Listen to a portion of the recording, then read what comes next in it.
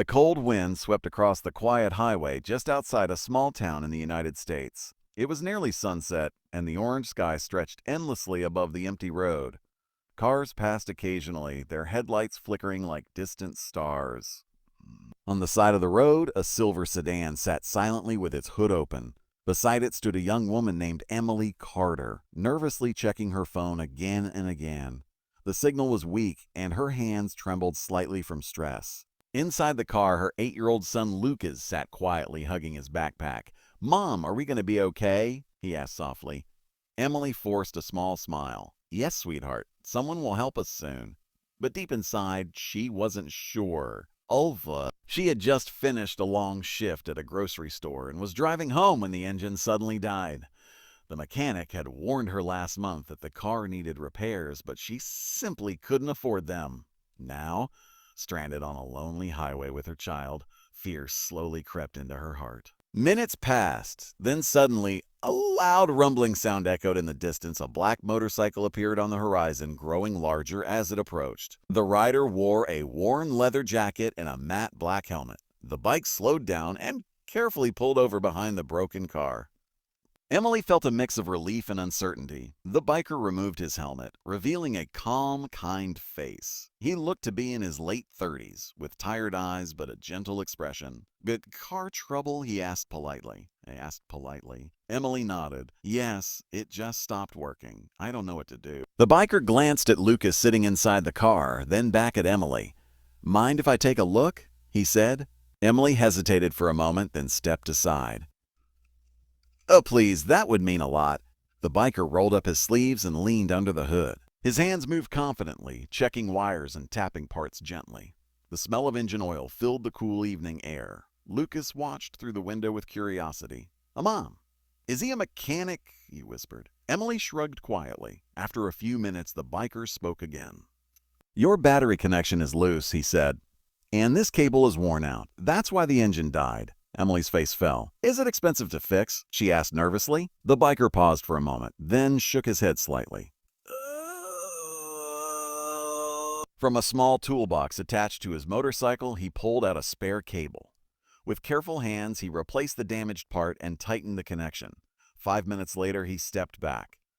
"Try starting the car," he said. Emily slid into the driver's seat and turned the key. The engine roared back to life. Her eyes widened in disbelief. "It works," she gasped. Lucas cheered from the back seat.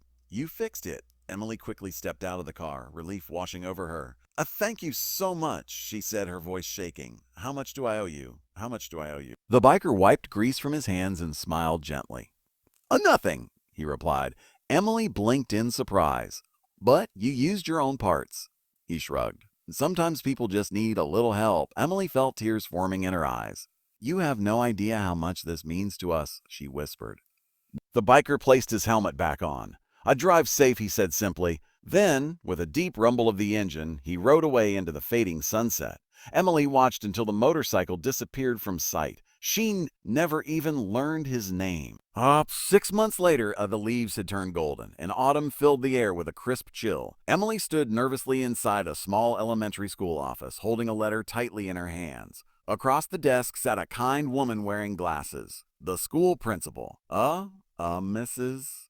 Carter," the principal said warmly. "I'm happy to inform you that Lucas has been selected for a special academic scholarship." Emily's breath caught. "A scholarship?" she repeated.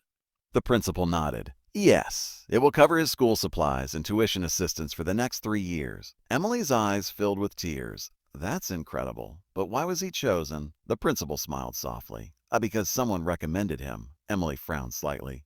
"Who?" The principal opened a folder and turned it toward her. Inside was a familiar photograph. A man in a leather jacket standing beside a motorcycle, smiling gently. Emily's heart skipped.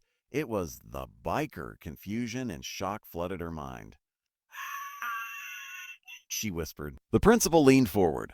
"They volunteers here every weekend," she explained. "He helps repair school equipment and supports children in need." Emily's hands trembled.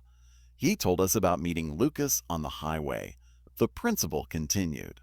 "He said your son was polite, brave, and respectful, even when he was scared. Emily covered her mouth as tears streamed down her face. He insisted that Lucas deserved a better future, the principal said gently. At that moment, the office door opened. Emily turned slowly. Standing in the doorway was the biker. He removed his helmet just like that day on the highway. Emily's voice shook. You did all this?" The biker smiled quietly. "I just fixed a car," he said. Emily wiped her tears, overwhelmed with gratitude. No," she whispered. "Yeah, you fixed our lives." Lucas ran into the room and hugged the biker tightly. "Thank you for helping us," the boy said. The biker placed a gentle hand on his shoulder. Just promise me one thing," he said. Lucas looked up. "Oh," the biker smiled warmly. "When you grow up, help someone else the same way." Lucas nodded firmly. "I will." And in that quiet school office, a simple act of kindness turned into a future full of hope, proving that sometimes the smallest help on a lonely road can change a life forever.